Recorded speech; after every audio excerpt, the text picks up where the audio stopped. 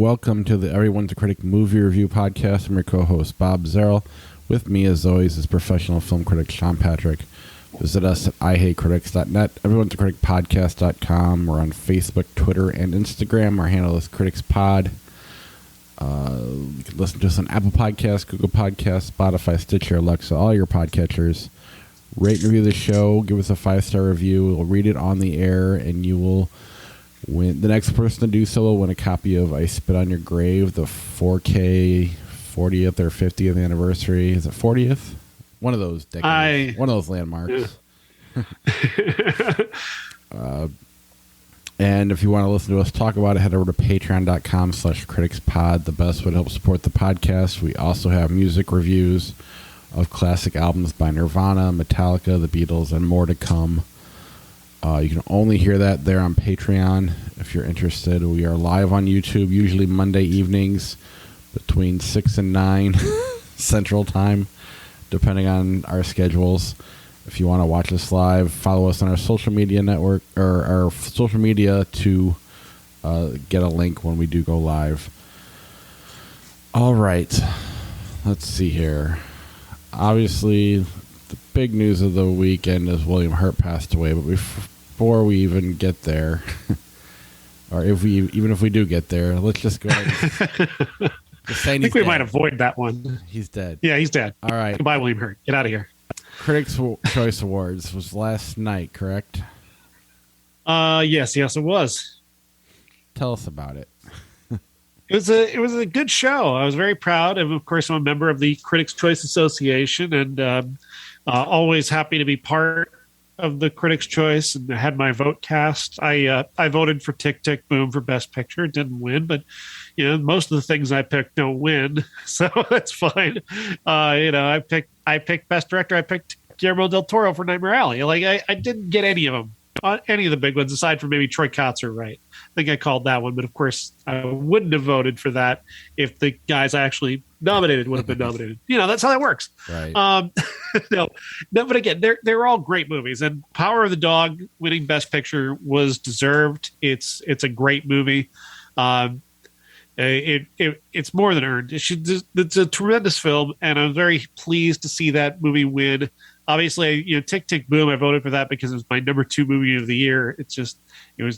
There were only 3 maybe of the movies that I were in my top 10 that were nominated in the 10 movies that got nominated for Best Picture. So I was going to vote for Tick, Tick, Boom no matter what. But I'm happy to see Power of the Dog win. And Will Smith, it's a great performance in King Richard. I don't think it's a very good movie, but it's a great performance. He's really good in it. The thing about that, I think what's happening with Will Smith, and this is going to be controversial, and I'm going to piss off a lot of Will Smith fans, but the fact of the matter is that it's a performance that's easy to coalesce around. As long as you ignore a lot of things about Richard Williams that I think we've all proven we're pretty willing to ignore, I guess. He's easy to coalesce around. He's a guy that everybody's rooting for. Everybody wants to see Will Smith get an Oscar and win all these big awards because he's Will Smith and we all like him and he's been around for a long time. But that does put the lie to the idea that we're picking the best performances, because if we're going to pick the best actor performance, we all know that guy didn't even get nominated. Nicolas Cage and Pig didn't even get nominated for an Oscar. He did get nominated for Critics' Choice, but of course he lost to Will Smith. Because again, coalition building is what the awards season is really about. It's about what movies can build the biggest coalition of voters at one time. And the easy to like movie is going to have the advantage every time, and King Richard is an easy movie to like. Same could be said similarly of The Eyes of Tammy Faye, which is a very uncritical look at the life of Tammy Faye Baker. Very flattering. And Jessica Chastain is great in that movie. She's very, very, very entertaining. It's a very unique performance. It's not the best actress performance of the last year. It's just not. I maintain that there are several other actresses who had more challenging roles. But again, those roles were divisive in divisive movies. Yeah, they should just call it favorite performance instead of best, because they're really, I mean, one, it's hard to define best because we all disagree on that. Right. But then two, this is either safe or favorite, or the safe favorite, whatever you want to call it, should be the name of the award, not best. Yeah, the Oscars next week. It's going to be either Belfast or it's going to be. It might even be King Richard or Coda. Which again, Coda, great movie. Love Coda. I think it's fantastic. But again, it's another movie that's uplifting. It's got a great ending to it. It's very positive. It is not a movie that you could call challenging in any way. And that's not a knock on the movie. Not every movie has to be challenging, but I'm saying that it's easier to coalesce around Coda than it is around Power of the Dog, which is a bit of a downer. It's just a bit of a tougher watch, the Power of the Dog. So I'm actually kind of proud that would come away with the win like it did last night for Best Picture, because it was somewhat unexpected by me that it would get that. I don't think, like I said, I don't think it's going to win at the Oscars for sure. But that woman made a pretty good movie. She did. Yeah, she clapped back pretty hard at him, that was too. Hilarious, too. He's an actor, not a cowboy. That was it's pretty funny. Yeah, I liked that a lot. Yeah. Anything else from the Critics' Choice Awards that we need to take away from? I was surprised that Encanto lost. Like, I liked The Mitchells versus the Machines, which won. I gave that movie a very positive review, but honestly, I didn't think anything could stop Encanto, and then suddenly there it was. Encanto had somehow lost. I'm wondering if maybe just Encanto and the other Pixar movies kind of divided or Pixar-like movies like Luca that just kind of divided the audience maybe a little bit and took votes away from Encanto somehow and left it open for Mitchells versus the Machines to kind of sneak in with a coalition.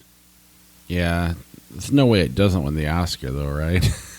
I can't imagine it losing, but then again, I don't know. I mean, I didn't imagine it losing last night. I'd already written the tweet. I was about to hit send on the tweet that said, "Congratulations on Encanto," and then they said Mitchells versus the Machines. I'm like, really?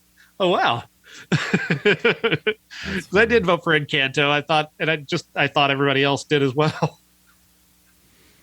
Yeah, that's funny. Oh man, I hate that song. We don't talk about Bruno. Yeah, I didn't even know. We don't talk about William Hurt. That's what we don't talk about. Works for me. Anything else before you move on to the Turning Red controversy? Just Billy Crystal gave a great speech. I urge everybody to check that out. And so did Halle Berry. That she got the See Her award. He got the Lifetime Achievement Award, and they were both incredible. So yeah, definitely get those. I'm very disappointed in the way that Kristen Stewart's coming up short. She's come up short a lot throughout the award season. I really hoped that she would win last night. She didn't.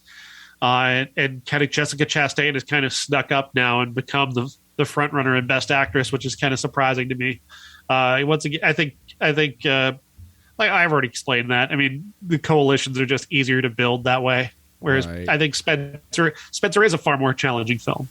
Well, and throw on the fact that Kristen Stewart doesn't like the campaign. Yeah.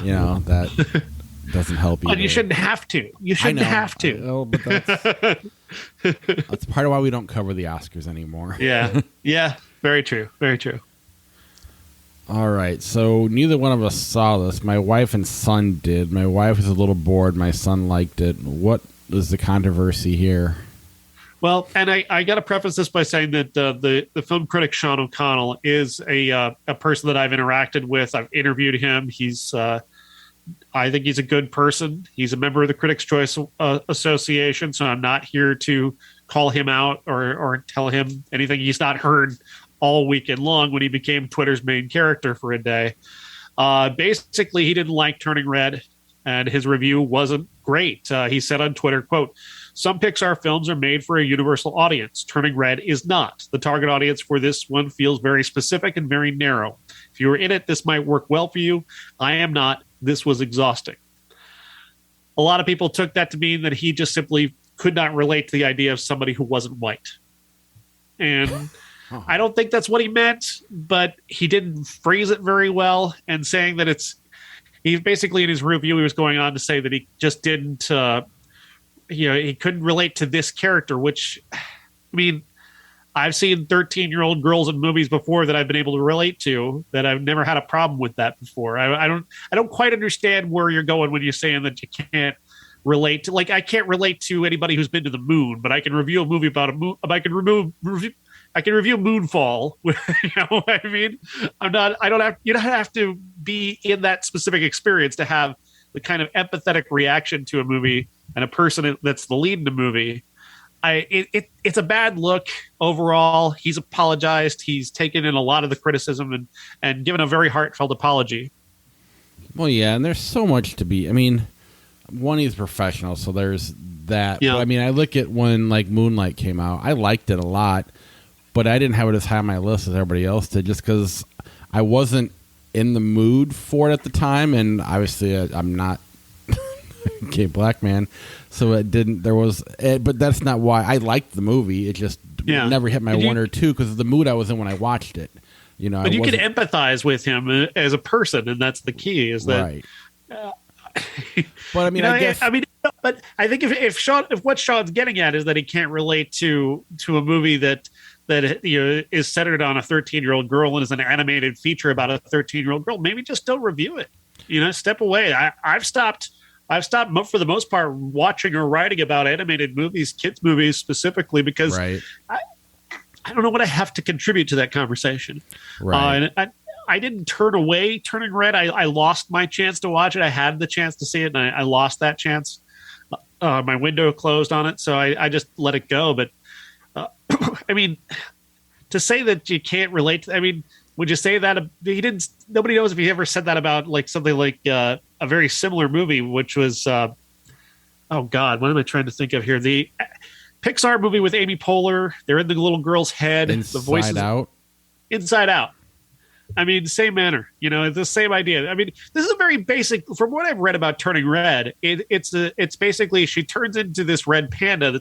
It's this kind of curse that her family has, kind of like Teen Wolf, where people in her family, if they get embarrassed, they can, or if they have an extreme emotion, they can turn into a red panda. And it's basically a metaphor for growing up. It's a metaphor for puberty. She's a 13-year-old girl who's having her hormones racing for the first time.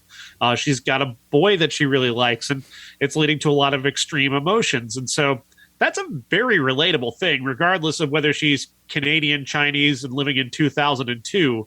Doesn't really matter. Puberty is universal. Everybody goes through it. Right. Yeah, I'm just trying to find a way to defend him. But yeah, I probably should have avoided it. Or if that, I'm sure he was looking for an angle and didn't think anything of it, and it came off a certain way. And yeah, he's not a bad guy. And from everything I know about him, he's not a bad guy. And I'm certain that he didn't mean that in a sense of this being a racial thing. I don't think he intended that. I think it was reasonable for people to jump to that conclusion because, again, it does come off very badly in the way he put it. But he did apologize for that. And he does understand, apparently from what he wrote in response, that he does understand why people were upset by what he said. All right, let's move on to our movies this week. And we will start with the Netflix film, The Adam Project.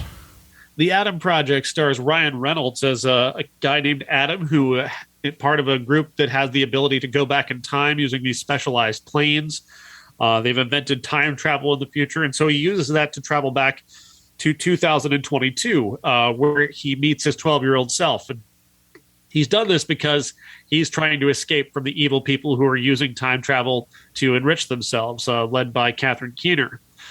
He's been shot, so he's trying to recover from that. He's hiding his ship, and of course, he's trying to track down a way to stop time travel because his beloved, played by Zoe Saldana, went back in time and may have been shot down, may have even been killed. He doesn't know. He's going back to try and find her.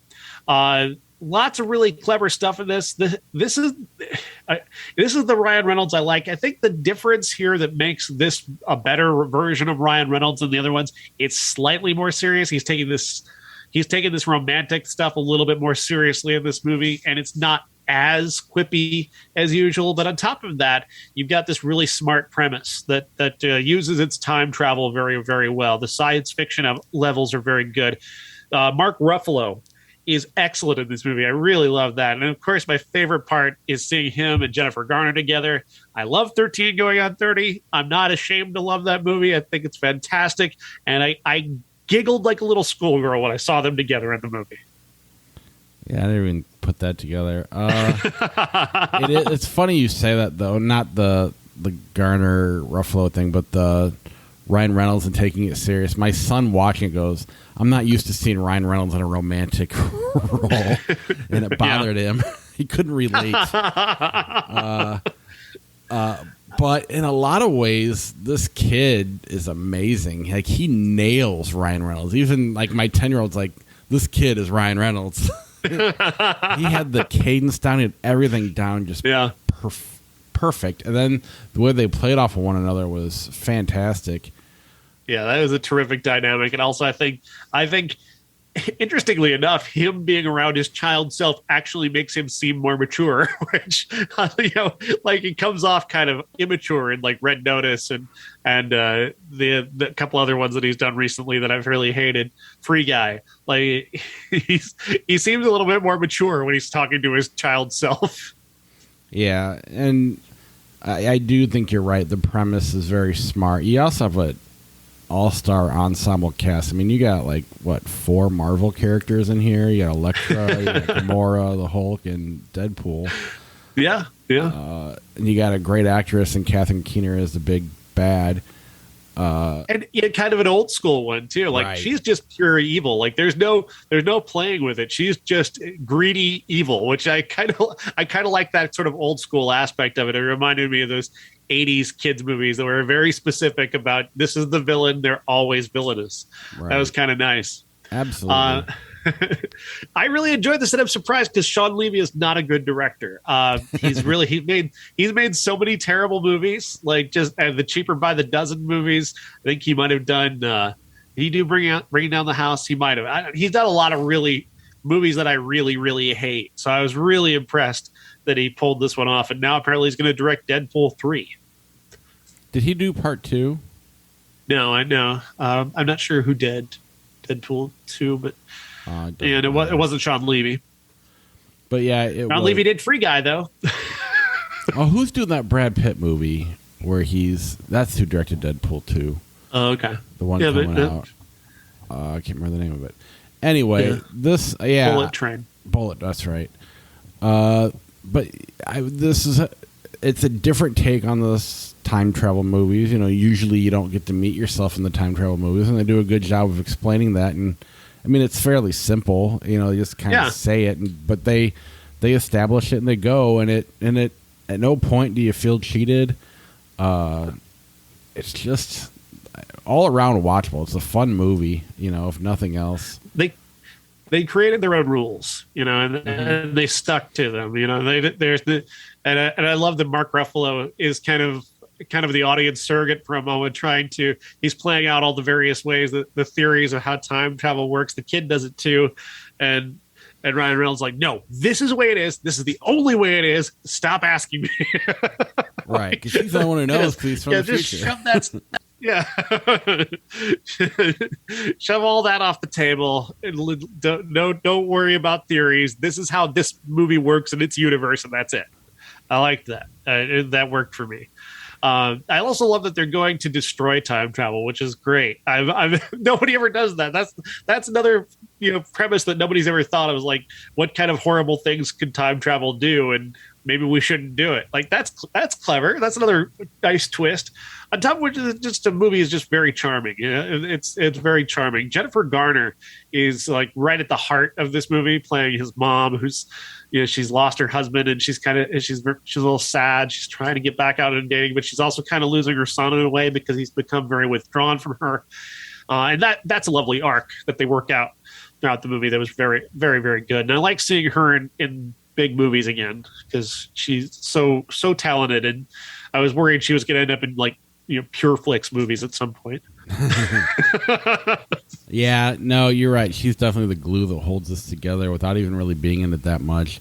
And that's kind of what's missing from like Free Guy and other things he's done. One, some like the Hitman's Bodyguards are just safe action movies. I like them, but they're just you know what they are before you see them.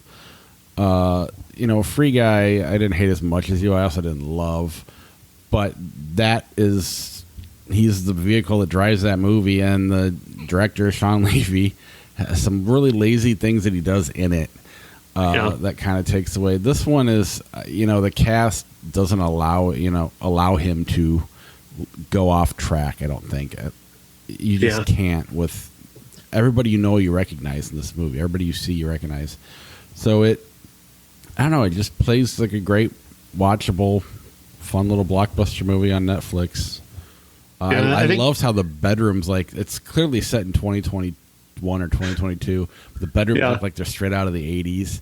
It's great. Yeah, there's a lot of fun. I like this movie. Let's move on to Heckle. Heckle is a piece of garbage movie starring Steve Guttenberg. It's a horror film about a comedian's murder. He is the comedian who gets murdered, and this guy, played by Guy Combs, is supposed to play him in a movie. He's finding himself being repeatedly heckled while he performs by some guy in a clown mask who's also menacing him away from the stage, and it may or may not be related to the murder of Gutenberg's character, who we see a lot in flashbacks. He's this. It's a weird performance for Gutenberg. He's wearing a stupid-looking hair. He's got this stupid-looking wig on for some reason that makes no sense. The guy who's supposed to play him in a movie is played by that guy with the beard there in the poster, Guy Combs. He looks nothing like him. So why they would choose that guy to play Gutenberg's character in a movie is another thing that doesn't make any sense. The whole movie doesn't make any sense, though. It's just a nasty little horror movie with lots of blood and guts in it. Then Steve Guttenberg spends like 15 straight minutes just verbally abusing a teenager in the crowd who grows up to murder him.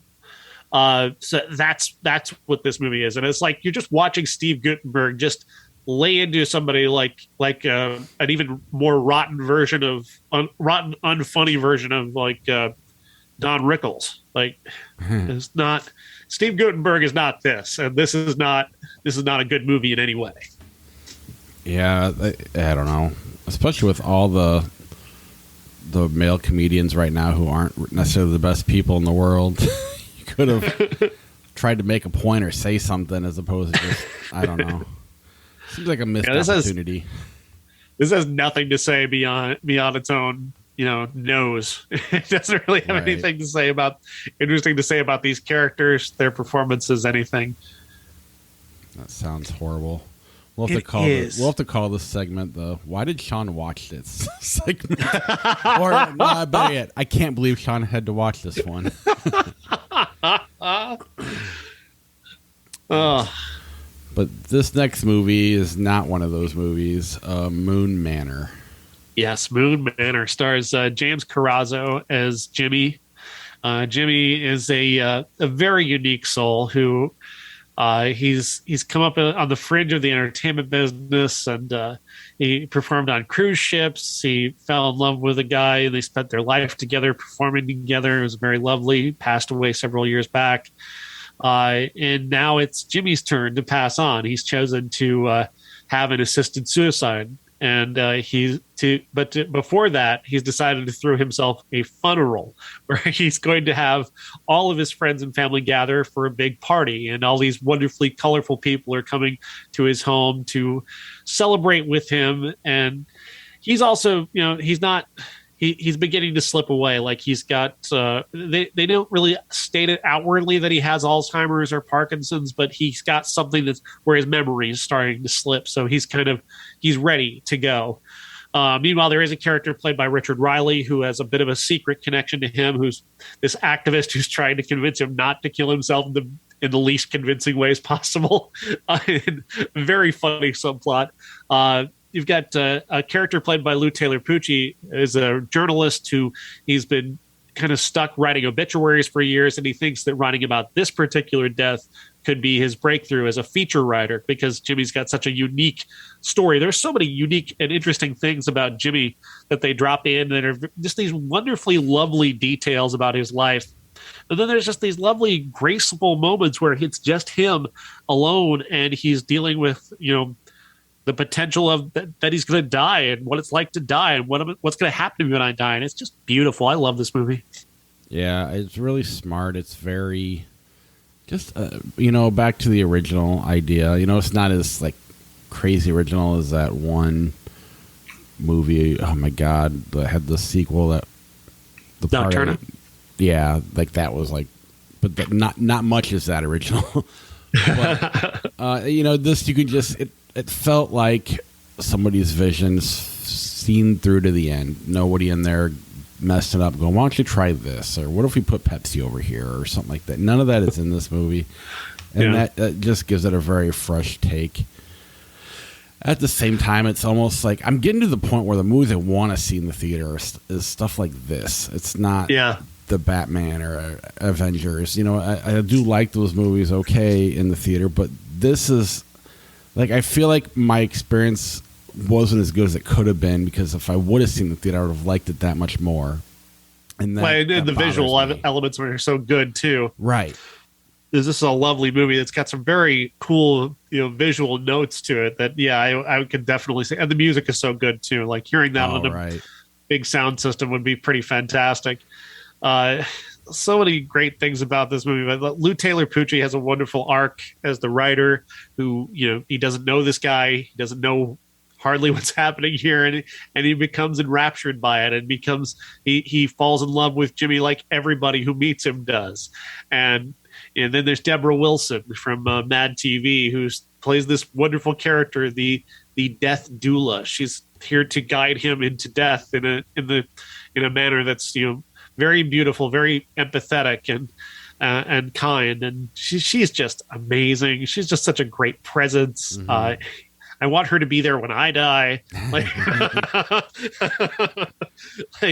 She's just a very comforting presence, and this little graceful note that she and Jimmy have, where he signals her to tell her it's time for him to go, is just that moment. I think about that and I get a little misty, because it's just lovely. Everything about this movie is just lovely. I adore this film. Yeah, I definitely recommend it. And I guess my whole point with the theater is I pay attention more. I get more enveloped into the movie when I'm in a theater as opposed to when I'm at home. And your dog's not running around. Right. I just I'm more distracted. And this movie I wish I could have given more attention to, because I know I would have liked it and I like it a lot. I just know I would have liked it more if I could have just, let myself over to the movie, which the theater creates for me. And I just want these movies there more so than the blockbusters. That'd be nice. But I think that time has passed. Yes, it definitely has, unfortunately. Batman and Me. Batman and Me is a mildly interesting documentary about a guy who collects Batman stuff. I'm wondering, I don't know much about Australia and their culture of collecting, because here in America, the kind of collection that this guy has of Batman stuff is like, yeah, that's great, but there are people here who have wings of their home. You and I watch wrestling. Like Jerry Lawler has one room of his house is Christmas, and one room of his house is Coca-Cola. Like the guy, and it's just this massive collection everywhere. Like we have entire shows dedicated to people who go around buying things to add to their collection. This guy, the documentary is framed like. The documentarian is wondering if this guy's going to be okay. Like he's got so much Batman stuff, and he's dedicated so much of his life to getting stuff from Batman, these Batman collectibles that I don't know, man. Like if I give him this Batman thing that I want to give to him, is he going to start collecting again and start losing his money? And never at any point is this guy's collection that impressive compared to what we see in America. I mean, he's got one room that he's filled entirely with Batman stuff. And I'm like, that's like every house here in America has a room like that. Like I've got a room like that. You would have a room like that. Like all of us would have if we had the finances, we'd have that. He profiles this guy's life as if like he's got an addiction to Batman, and it's like he never comes off that way. Like he doesn't. He's got a wife. He's got friends. He's got a life. He's a filmmaker. This guy is being profiled. Like he seems to be functioning just fine, and it seems as if he hasn't even been collecting Batman in the past few years. Like even before the documentary, it seems like he may have even stopped collecting a while back. So I'm not even sure where this guy was going with this documentary. It's a good documentary, and it's interesting. It's well made, but I'm not sure what his thesis. I'm not sure what his thesis line was that he was going for here. That's funny. Yeah, I'm sure Josh and cousin Jeff could probably put his collection to shame. Imagine they could, yes. And I mean, we wouldn't portray either of them as being like desperately addicted to the point of like drug addicts who have to have their Star Wars toys. Like, no. Yeah, that's pretty funny though. I want to invite this director to come to America and just take a look at any house. If it's not Batman, it's something else. Right. What about Song for Cesar? Song for Cesar is about the music that drove the movement behind Cesar Chavez. Everywhere he went, he inspired people, and he inspired artists especially to create some incredible music about the protests of the way that migrant workers were treated in California in the 1960s. For those that don't know, Cesar Chavez was a person who changed something important, and he did so through organized protest. There were migrant workers who were coming up from Mexico who were, through bad policy, end up sometimes trapped in America and working these jobs that they weren't being paid very much to do. It's backbreaking labor on a daily basis for almost no pay. And he changed that. He got them minimal rights. Granted, they aren't the best rights. They aren't great treated. But before Cesar Chavez, they didn't get minimum wage. Before Cesar Chavez, they didn't get a break. Like they got the chance to go to the bathroom because of him, which is insane when you think about it, and inhuman that people were treated this way. But that's the way it was, and he changed that through protest. And these are the artists who made the music that this was the soundtrack to that movement. And in that way, it's a brilliant documentary that just shows how much art can be influenced by protest, how much protest can be backed up by art, and what is completely lacking from any protest movement we have today is any kind of great art. And I know there's some out there, you got to dig for it, but there should be more. Like we've got an incredibly talented people around, and nobody seems to make any great protest songs. And it just it leaves me kind of just wondering what's going on. Like, why don't we've got great protest movements out there, but nobody's making any great protest songs. When somebody like Lil Dicky has to do a song about the environment, it's embarrassing. It's embarrassing. It is for the rest of the artistic community with the environmental crisis that we have. Nobody's written a great song about it. Yeah, yet Ted Nugent and Kid Rock are writing about the insurrection as a protest. Right, but I said great art. I know. But it's, that's out there. It's embarrassing. And this movie is not intended to embarrass those people, but it should. People who take protests seriously should see this documentary and use it as some fuel to maybe create some art that might underline the point and actually get something done. All right, let's move on to our classic Saturday Night Fever.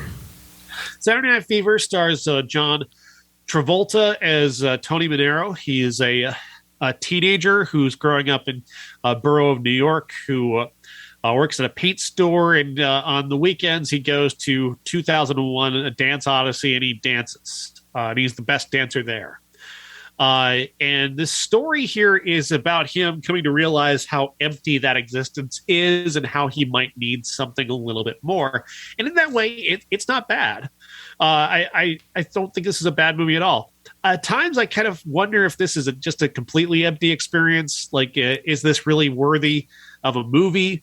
But every time I always get to the end and I realize that, like, he's a kid, and I know it's John Travolta, so it's hard to see him as a kid. He doesn't look like he's 19 years old. Even then, when he was, he really looks slightly older. So I don't connect with it as much as I think I should. And obviously, he's not a good person, but he's also a young man making young person mistakes, not to justify some of the things that he does. But again, he's a young person making young person mistakes. And by the end, when he's coming to realize how empty the existence that he's built so much into, the emptiness of him and seeing that emptiness in his eyes is powerful. And Travolta does communicate that aspect of it very well. It takes a little bit to get there. It takes a little bit to get over. But by the end, when you see him just this shell of a person with those hangdog eyes, and you're seeing this like man child like realize that there's so much more to life that he doesn't understand, I can't help but find that a little bit moving, and in that way I do like this movie. Yeah, I'm with you. One thing I found neat about this is you really could spin this movie off in a million directions. I would have liked to watch some of the other characters' stories as well. That are some of the female leads in this movie, I think, have great. I'm very interested in their story, but they just kind of come and go here. Yeah, which I find neat about this movie. It's harder to watch in today's climate, but it still is a well-made movie. It does hold up as a movie, and the ending, like you said, is very. It brings it all home, because you're right. You're watching it kind of like, okay, they're just going out dancing, and then they're doing whatever they do to women, and then all of a sudden, the brother comes back, and it's you start to see the seeds of it. But then when that ending hits, I feel like it's a little abrupt, but at the same time, Travolta does a good job of making up for anything that could be wrong with it, because it's just the look, like you said. You buy into it 100%, and people don't give Karen Gordy enough credit in that moment, because she stays in her character so very, very well. She is more worldly than he is, but she's the same age. She's 19 as well, and so she's still a child. She can't possibly comfort him or offer him the kind of motherly advice that he needs in this moment, that he knows he couldn't possibly get from his mother, who couldn't possibly. She's from a different universe. She's so much older, and he's desperate for something, and she gives him what she can from her slightly more worldly experience, but she can't be what he needs at that moment. And she certainly can't help him up, and she stays in that performance. She doesn't try to be more than that, and I really think she doesn't get enough credit for giving him what he needs. The energy of that scene is in part because she stays in her character so very, very well. Yeah, and not to bring it to 2022, but watching it and just you look at some of the men from that era, how exhausting it must be to have to keep up that facade, that patriarchy thing that they have to have over their house. Watching his dad act that way, that is something that it has to be better for guys now, to not have to feel the pressure to be that manly and that in control and worrying about your reputation. I don't know. I almost felt, not that he's a victim by any stretch of the word. No.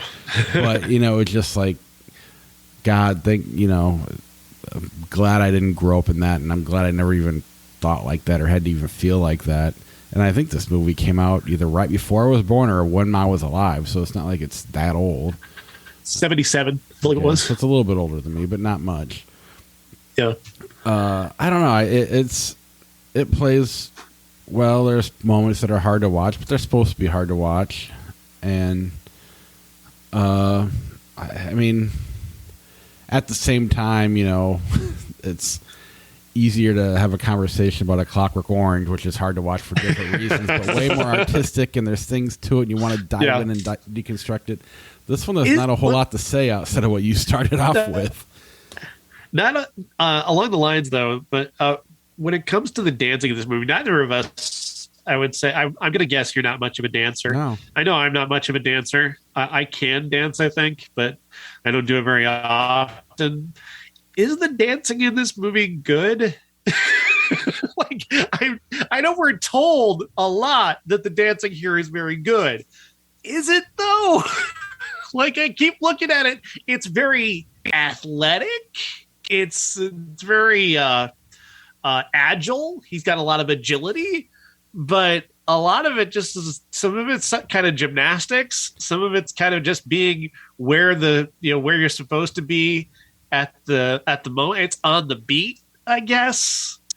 Is it good though? I kind of wonder. Well, a lot of the scenes are almost like line dancing, where they're all choreographed. It's like everybody's on the floor doing the same move. So, like, how impressive is that? And we all mock the country line dancing people, but they do it in this movie, and I guess we're supposed to be impressed. Yeah, and there's another aspect that I do want to tackle, and that is the part of this movie. There's another aspect, but we'll get to that comedy stuff in a moment that I wrote about. But early on in this movie, I thought, oh God, is this going to be what this is like the whole time? Because there's a scene early on where he goes to his family dinner, and everybody speaks in expository dialogue to introduce themselves and everybody in the family. Like the dad, I've been out of work for seven months in construction. It's like, yeah, they're your children and your wife. They know. They know about that. They know how long you've been out of work and where you worked. Yes. And the mom keeps introducing your brother, your father, Father Doug, whatever his name is. That's your brother. It's like, yes, he knows who his brother is. Yes, you don't need to tell him who his brother is or who your son is. We know who your son is. We've met him. But everybody is speaking this desperately expository dialogue for the entire scene. Thankfully, that goes away after that. But man, is it tough. It's tough to sit through that scene. Yeah.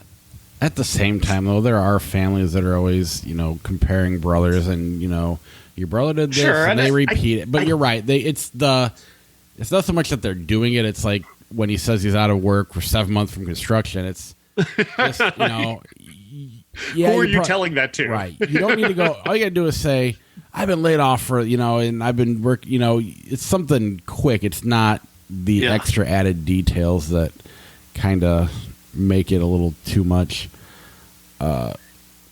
Yeah. I got to credit the movie for being very distinctive about, his relationship to his father and the sort of absence of fatherly wisdom that he feels there. That's a good scene after that. The second dinner scene where he's gotten his raise from the paint shop and he's telling his dad about it. His dad's got to just fucking be a dick about it. Like, oh, $4? So what? What about $4? That's nothing. You suck. Like, just taking the wind out of his sails in that moment. Like, that was a wonderfully specific detail about something that, there's an aspect of him that's missing because that relationship doesn't work and he doesn't have a father who is supportive or kind in any way to him, and how that informs who he is and how he acts towards other people. That's a good specific detail that is another good aspect of this movie. Yeah. Yeah. What else did you want to cover with this movie? So I had to stop this movie about 2 minutes in because the opening sequence of this movie, if you haven't seen it, is John Travolta. He's walking down the street and, the Staying Alive is playing. It's all very cool. He stops to get pizza and he's carrying a paint can. So he's got one hand holding the paint can and he orders 2 slices of pizza. And I'm like, what are the logistics of this going to be? How are you carrying 2 slices of pizza and a paint can down the street without, I don't know. That just seems crazy to me. But he's going to carry this all the way back to the paint shop, then sit down and eat? No, he doesn't. He eats pizza while walking. He eats 2 slices of pizza at the same time while walking. To me, that is insane. I find him to be a crazy person. I can't imagine eating food while walking. To me, is just, it is so Certain foods are built for that. Like if you're walking down the street carrying something in a cup and you're drinking it, that makes sense to me. They're foods that are wrapped particularly well for like hot dogs. If you don't put anything on it, you can eat a hot dog while walking and not get it all over yourself. I have a very desperate fear, anxiety about spilling food on myself and how people will judge me if I spill food on myself. So the idea of trying to eat pizza and walk down the street at the same time, it's like wizard levels of ridiculousness to me. Like you must be some kind of superhuman able to do that. And it sent me into an anxiety spiral to the point where I had to write a 1,000-word essay about it. Now, did he eat them? Did he eat the 2 pieces at once? At once, he stacked them like a sandwich. See, that's where my issue is. As a fat guy who likes to enjoy the comforts of food, even instead of using it as fuel to make my body, stronger and more healthy, it's more of the pleasures of enjoying it. It's not going to taste better by stacking it. Why not prolong it by eating it 2 separate times? That's the part I don't get. It's just a waste of, you could make that last an extra 5 or 10 minutes by eating both pizzas separate. There's an extra detail too, and that blows my mind when I think about it. He knows this pizza person very well. It's actually played by his sister, but the pizza girl, they have like a very familiar thing. He does this a lot, apparently, where he goes and stops and gets pizza at this place. She says, "Do you want 2 or 3?" And my brain exploded thinking about this guy trying to eat 3 pieces of pizza at the same time while walking down the street.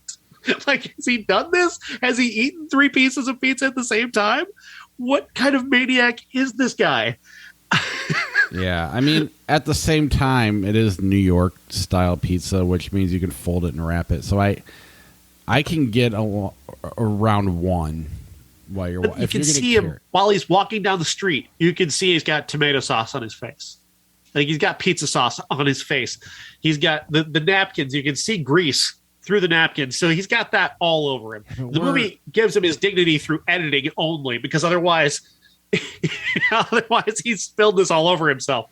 On top of which, it gets worse because what we find out when he gets to the paint store, he's been making this woman there wait for him for the last 30 minutes while he stopped to get pizza, eat 2 slices of pizza while walking down the street, put a shirt on layaway. Like, this is actually a lot of good character detail because it builds what kind of empty human being that he is, an empty, selfish person who has to learn a lesson about being a little more selfless and a little more open. So it's good character detail, but still, how does this person have 0 anxiety? It bothers me. Well, they're also from New York, We're not too far from us in Chicago. They eat pizza with a fork and a knife. So, that makes sense to me. It's cleaner. I think it's a geographical You have to sit down. thing. I get that. That makes sense to me. Chicago is sensible. Pizza is a sit-down food. It's not a walking food. Can you imagine trying to eat deep dish pizza walking?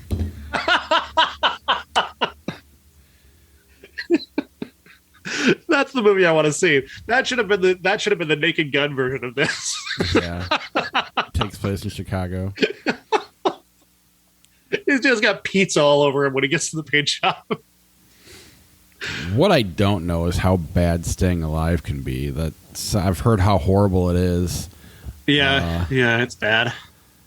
And I don't even... It's like they take all of the character advancement that he makes in that final scene and they just chuck it. They just chuck it right out the window. Yeah. All because Rocky 2 kind of worked. Yeah. All right.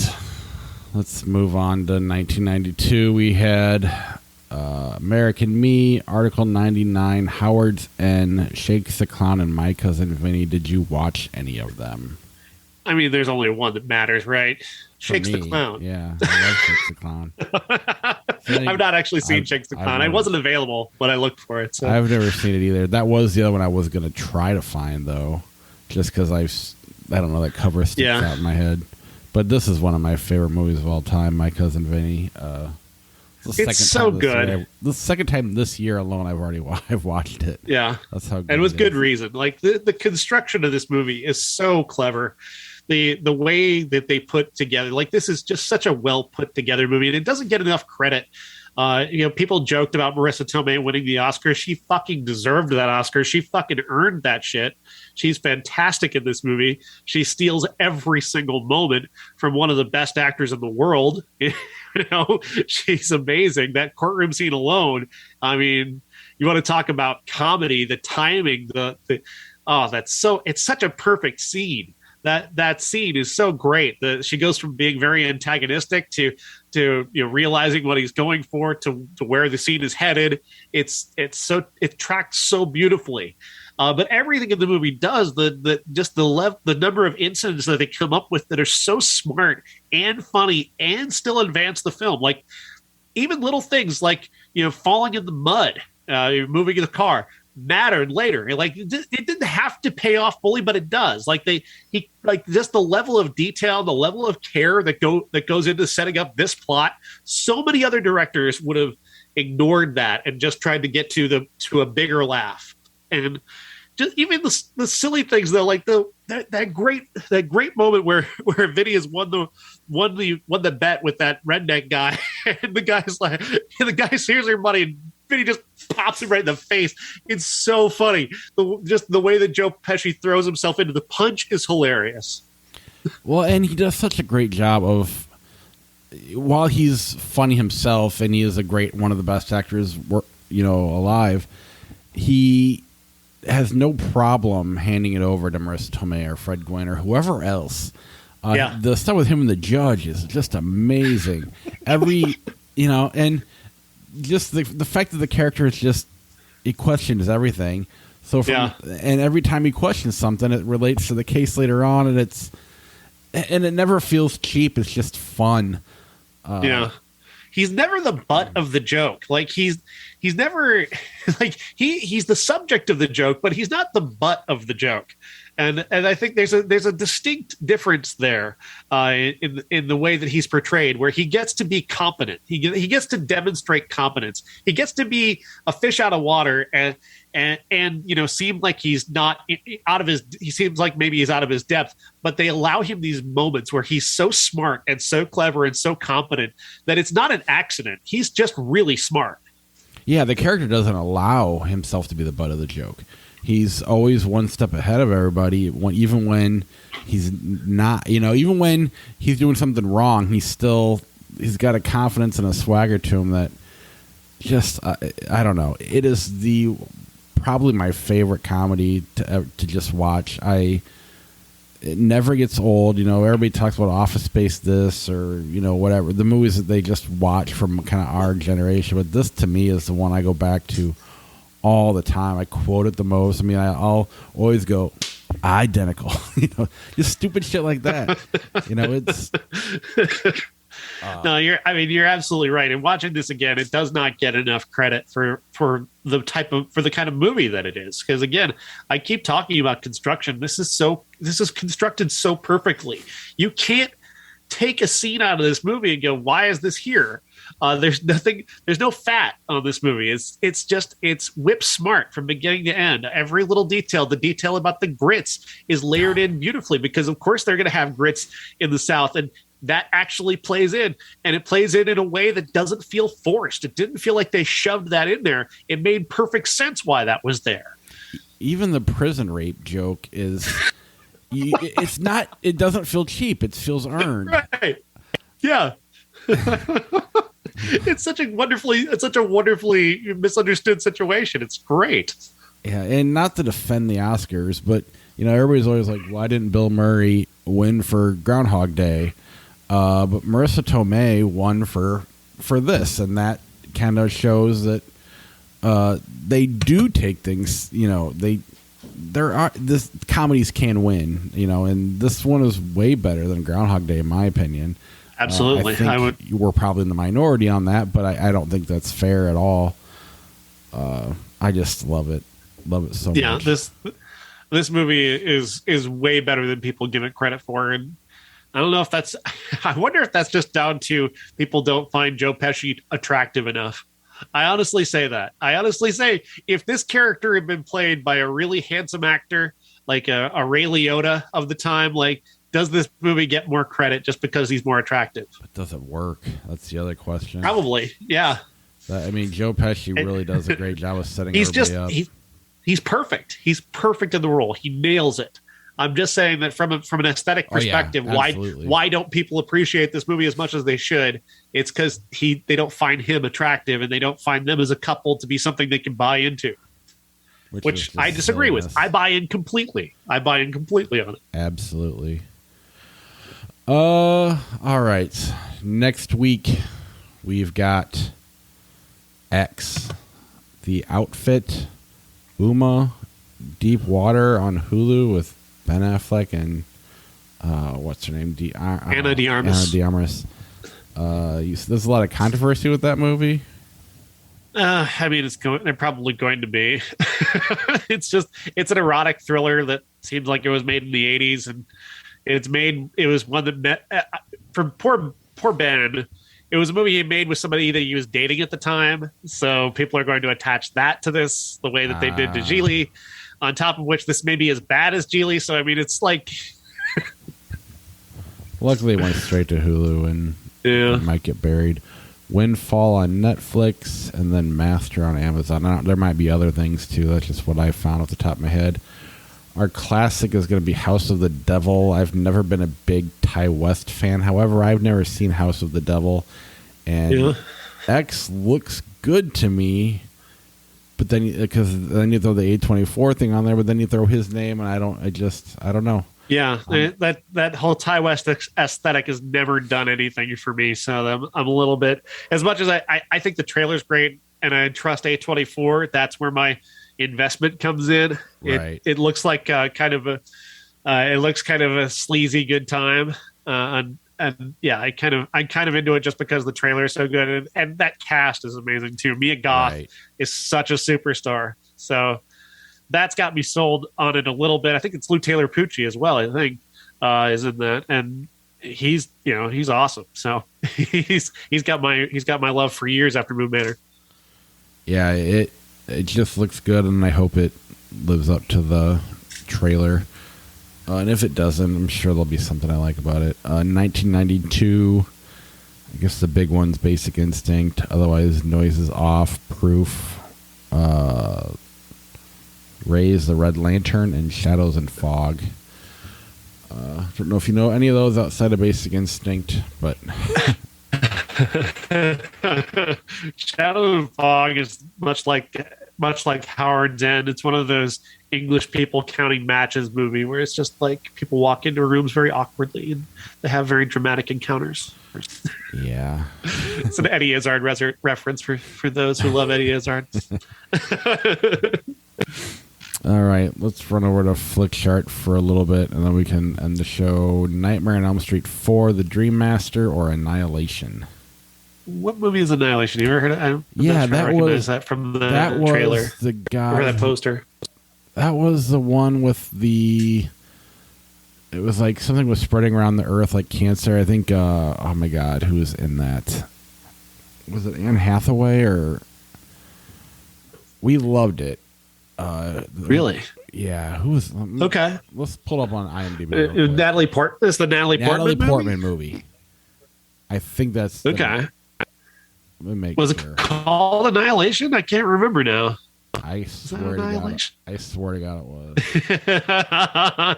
It is. Yeah, that should totally win. I'm just I couldn't remember the name of it for some reason. And I think the poster that we're looking at is really throwing me off because it looks nothing like the post. Yeah, okay, that makes sense. Yeah, it looks nothing like the posters that we saw for this movie. So yeah, that's fine. Yeah. There must be some kind of foreign poster that I just don't recognize. Yeah, what was Alex Garland's a genius. Oh, Ex Machina, that was right. Yeah. All right, Annihilation beats Freddy 4. Yes. Terminator 2, Judgment Day, Ronin. Terminator 2. Yes. Star Wars Episode 2, Attack of the Clones, Miami Vice. Star Wars. I don't care. Would love to have Josh try to do that one, though. Yeah. I wonder where he would go, because he really liked Miami Vice. He kind of struggled, like everybody did with the prequels, so be interesting. Checking Out or Hitch? I've never heard of Checking Out, at least that I'm aware of. Looks like a TNA comedy. The Sixth Day or Hitch? Hitch? Yeah. Twin Peaks Missing Pieces or The Mummy? I don't know if that's a TV show or what. That's not the... It's the movie of Twin Peaks. Didn't they do it? No, the movie of Twin Peaks was like 1994. Oh, yeah. Fire Walk with Me. You're right. I didn't see the date till just now. All right. The Village or The Mummy, Tomb of the Dragon Emperor? The Village, yes. Begrudgingly. Joe Dirt or Wall Street? Wall Street. The Wall Street can't beat much other than Joe Dirt. It must be tough for Republicans to decide which one's better, though. Send your hate mail to Bob Zarrett. Coyote Ugly or Batman? Batman. Love Coyote Ugly, though. Yeah. Ghost Ship or Little Miss Sunshine? Little Miss Sunshine. Absolutely. Juno or 8mm? Juno. That's another movie I didn't like at the time, 8mm, but I wonder if it's any good. Just because Cage changes the context. Oh, I mean, Snake Eyes, I hated until we watched it, made it a classic a few years ago, so I didn't hate 8mm he's that good. Much. Can't wait for next month. I'm so excited. So good. It really does. It looks so amazing. Although it's kind of like, is that where the world ends when that movie comes out? Like, what else is there to accomplish?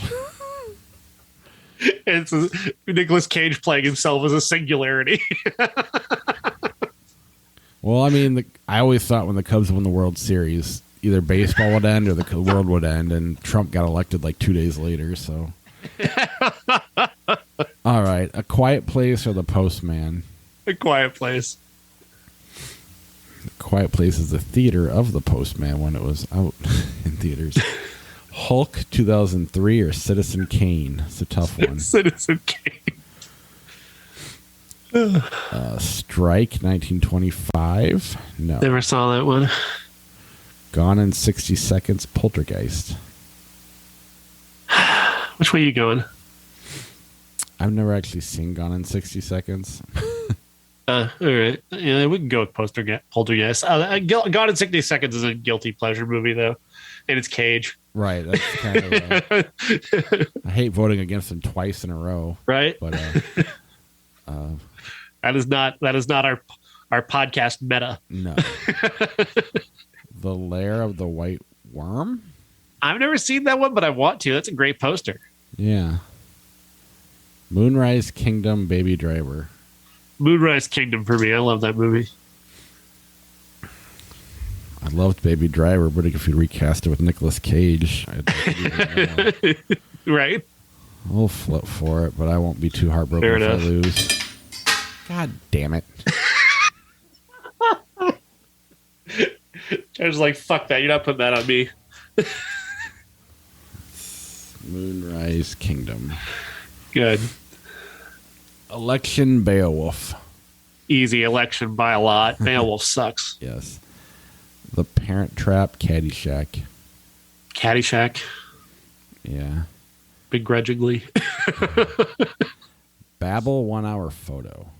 That's a good one. Wow. Those are two really great movies. Babel, though, is so sad that I never want to see it again, whereas I would watch 1 Hour Photo again.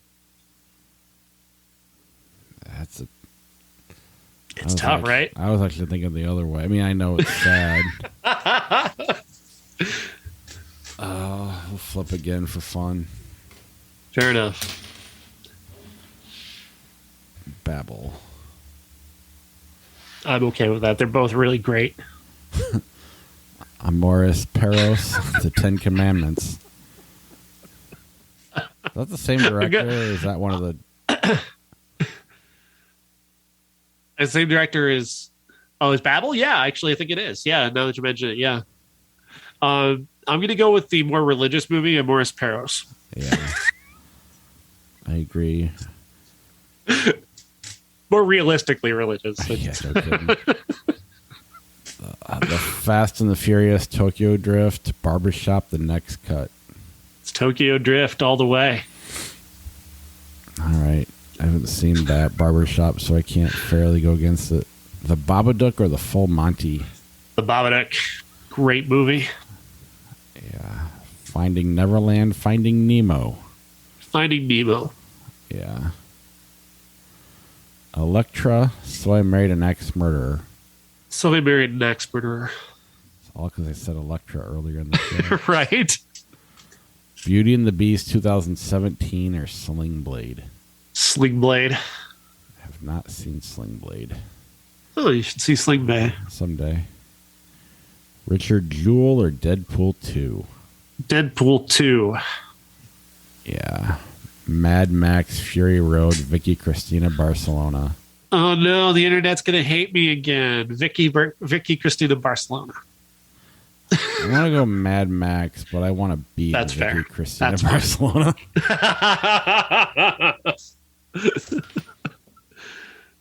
George didn't like that one either. It's Vicky Cristina Barcelona. The Big Boss. Have you seen that?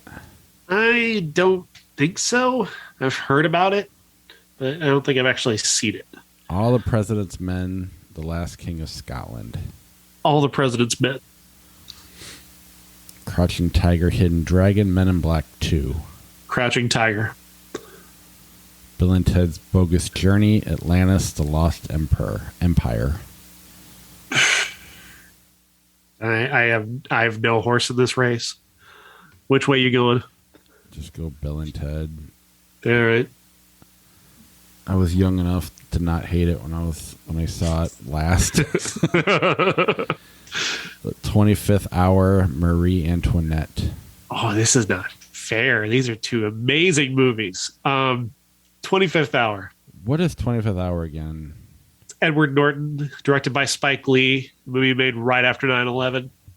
I don't think I've seen that one. Oh my God, you got to see that. Movie is incredible. Edward Norton plays a guy who's on his way to prison. I will definitely have to check that one out. Got Spike Lee directing, Philip Seymour Hoffman, and Edward Norton. Edward Norton. Yeah, it's awesome. And Marie Antoinette's awesome too. So It is. I know. I agree. Karate Kid Part 3, Jojo Rabbit. Jojo Rabbit. Accepted, My Cousin Vinny. My cousin Vinny. Just laughing because Right. Flake Chart keeps listening to us. The Score, Happy Gilmore. God, I would love for you to pick an Adam Sandler movie over a Marlon Brando, Robert De Niro, and Edward Norton movie. a really shitty Robert De Niro, Edward Norton. The Score. I'll go Happy Gilmore, but I do love the Edward Norton telling stories about Marlon Brando and Robert De Niro falling asleep. That is the best thing about The Score, as opposed to the movie itself. And what does George like? George likes The Score. Escape from Tomorrow or The Replacements? Escape from Tomorrow. Fuck The Replacements. I hate that fucking movie. What is Escape from Tomorrow? It's George Clooney, the Disney movie. Oh, that's based right. off the Disney ride. Yeah, I remember now. Spectre or Walk Hard, the Dewey Cox story? They both suck. I'll take Walk Hard. Yeah. Walk Hard's just not tight enough. At least Paul Rudd's in it. Right. And I love I like Paul Rudd. And I love the scene where they do the Beatles and everyone's trying really hard to get the impressions right. I was listening to Justin Long tell a story where he asked, he was talking to Jack Black about how nervous he was about getting the impression right. And Jack's like, "Oh, I got mine." Then Jack Black just, "I'm Jack Black. I'm Paul McCartney."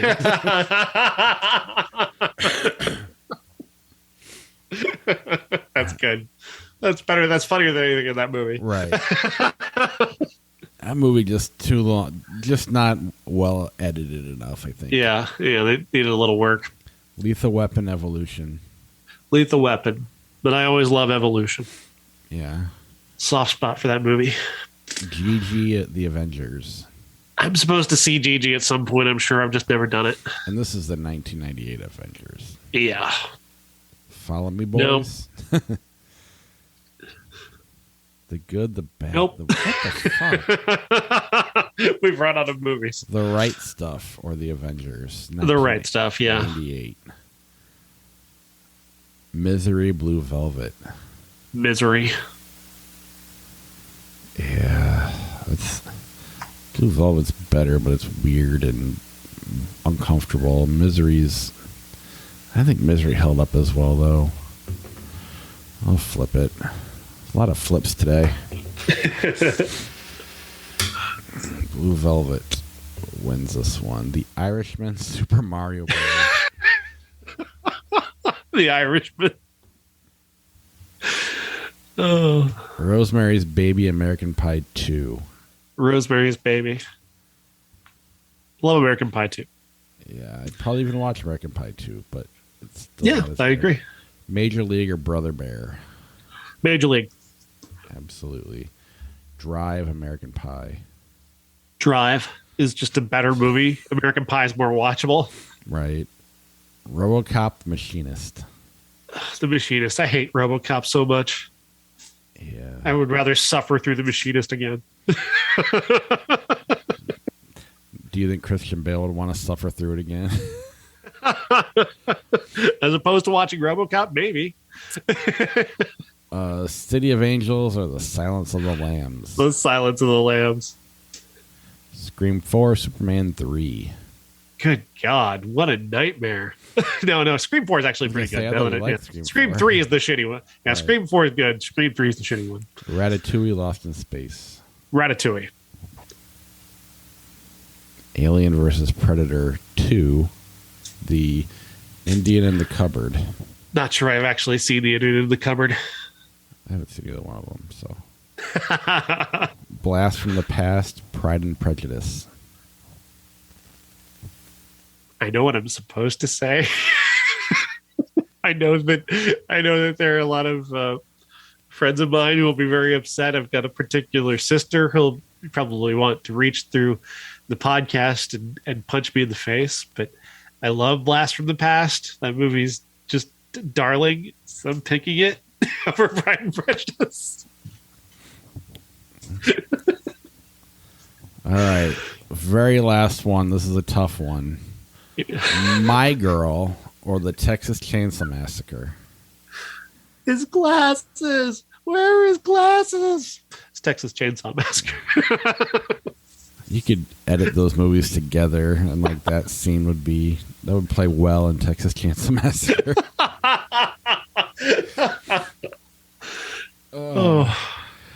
Good stuff. All right. Talk to you next week.